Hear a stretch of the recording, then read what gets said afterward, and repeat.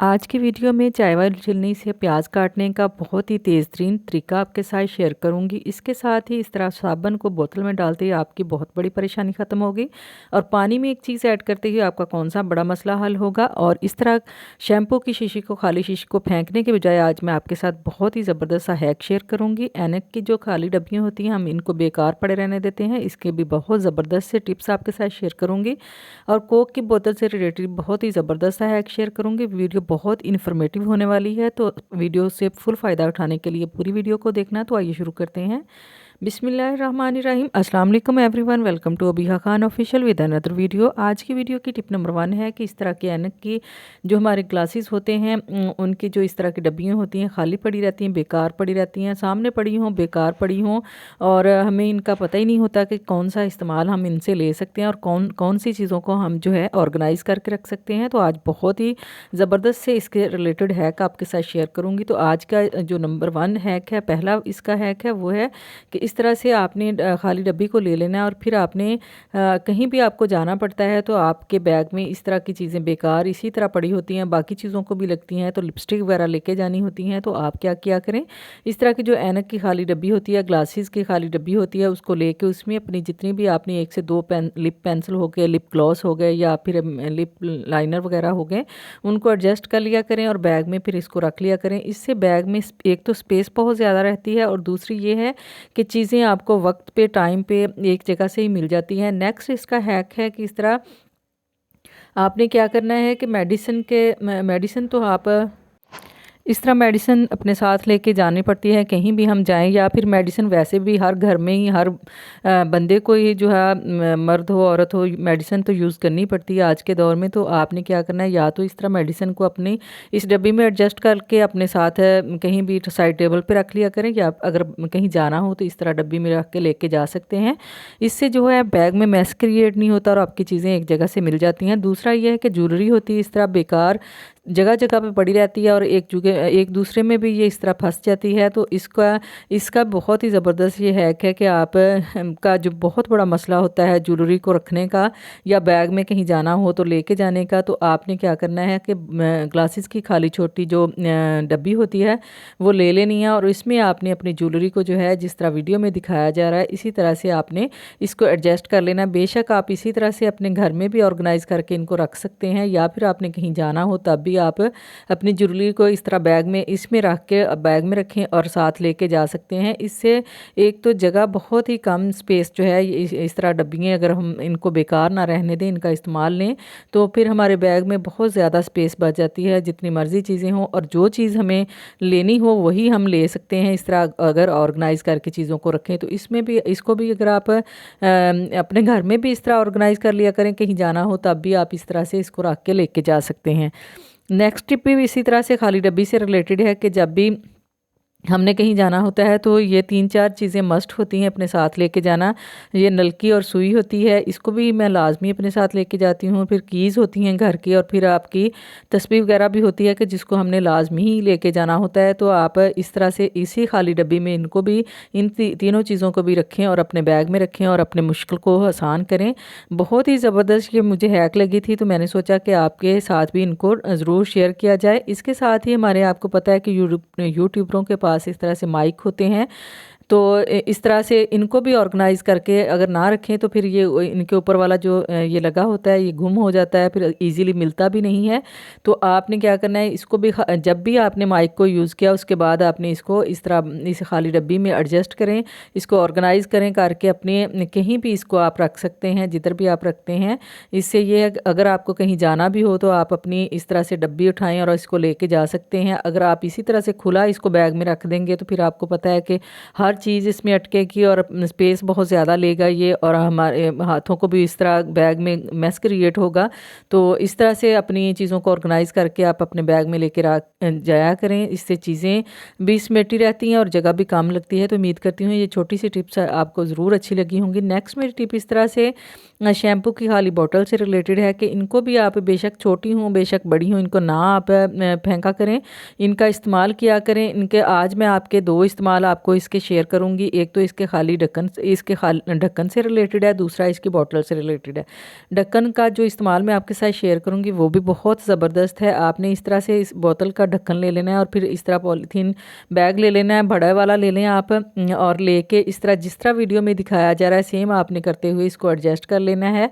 और एडजस्ट करने के बाद आपने इस पे जो है हार्ड किस्म की गम जो होती है, मेरे पास वो नहीं थी, अभी मैं आपको डेमो के तौर पे सिर्फ ये डबल टेप लगा के दिखा रही हूँ। आपने डबल टेप नहीं लगानी, आपने एल्फी वगैरह लगा लें या फिर गम आपके पास होती है वो लगा लें, उससे अच्छी इसकी गिरफ्त आएगी। जिधर भी आप इसको एडजस्ट करेंगे अच्छी तरह से एडजस्ट हो जाएगा।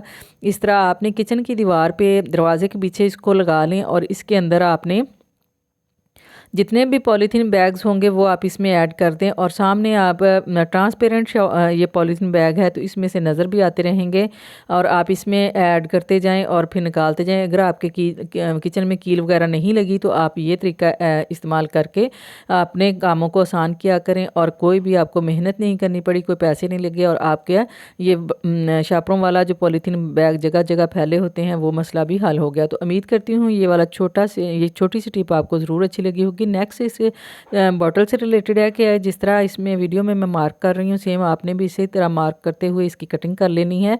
ये भी बहुत ही ज़बरदस्त है का रेडी होगा, फ्री ऑफ कॉस्ट होगा, इस पर कोई पैसा नहीं लगता और आपकी चीज़ें बन जाती हैं।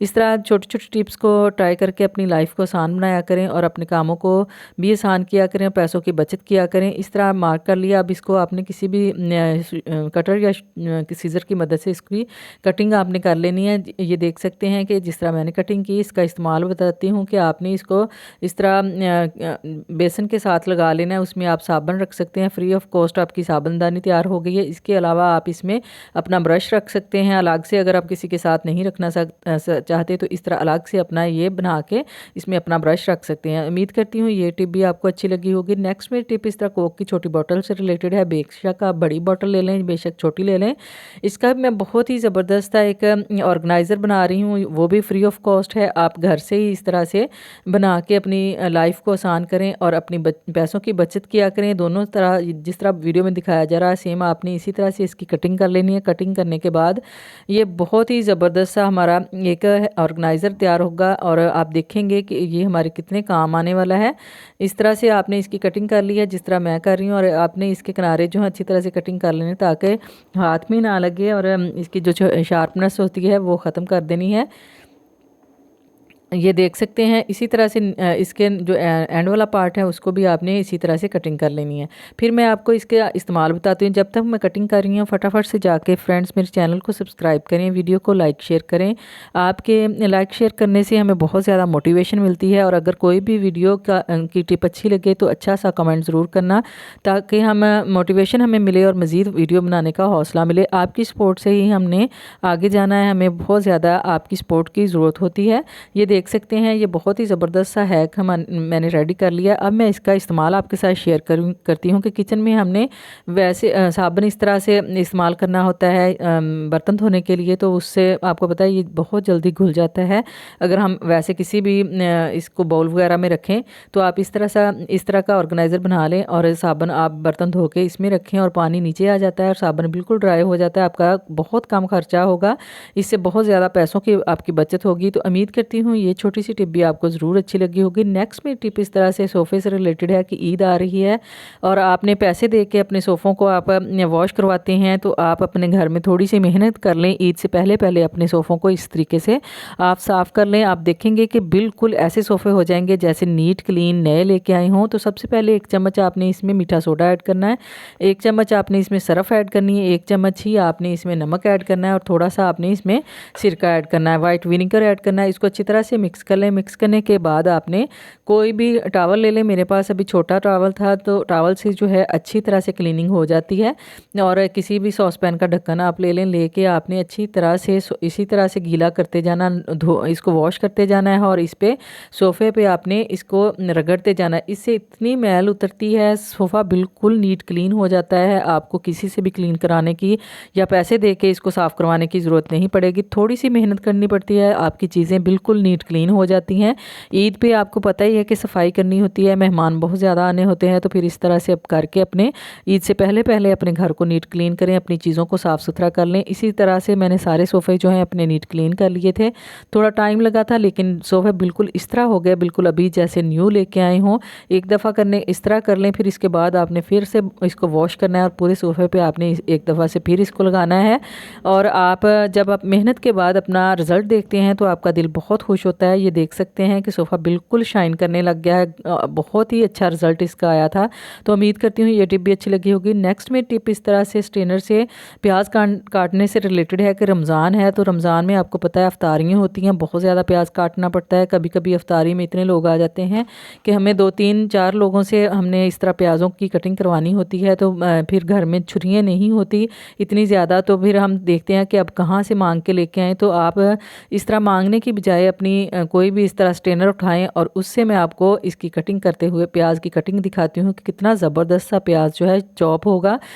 अगर आप इसकी बारीक कटिंग करने चाहेंगी वो भी हो जाएगी। छिलका बहुत ही अच्छी तरह से इसका रिमूव हो गया है और इससे आप देखेंगे कि छुरी से भी ज़्यादा जो है तेज़ी से ये प्याज की कटिंग इससे होती है। तो ये देख सकते हैं कि आपके सामने मैं दोनों हर तरफ से इससे प्याज की कटिंग करते हुए दिखाऊंगी कि कितनी आसानी से इसकी कटिंग हो रही है। बेशक आप इस साइड से इसकी कटिंग कर लें, बेशक वो जो गोलाई में है उसमें कटिंग कर लें, बेशक आप एंड पे तो इतना तेज़ इसका इस तरह है जैसे ब्लेड लगा हो, इतनी तेज़ी से ये ब्लेड की तरह इसके काम कर रहा है। तो आपने ये देख सकते हैं आपके सामने, अगर आपको पूरा प्याज एडजस्ट नहीं हो रहा, आपसे मैनेज नहीं हो रहा, तो आप 2 पीस कर लें उसके और फिर करके इसकी कटिंग करें।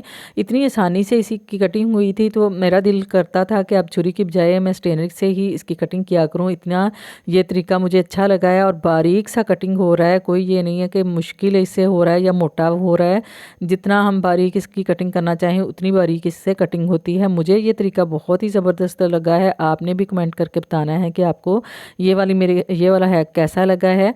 तो इससे कटिंग इतनी ज़बरदस्त सी हो रही है, आपके सामने है और ये देख सकते हैं पूरा प्याज मैंने मिनटों में इसकी कटिंग कर ली है। तो फ्रेंड उम्मीद करती हूँ कि ये मेरी वीडियो आपको अच्छी लगी होगी। तो ये थी मेरी आज की वीडियो। इंशाल्लाह कल मिलेंगे अगली वीडियो में, तब तक के लिए अल्लाह हाफिज़, बाय बाय।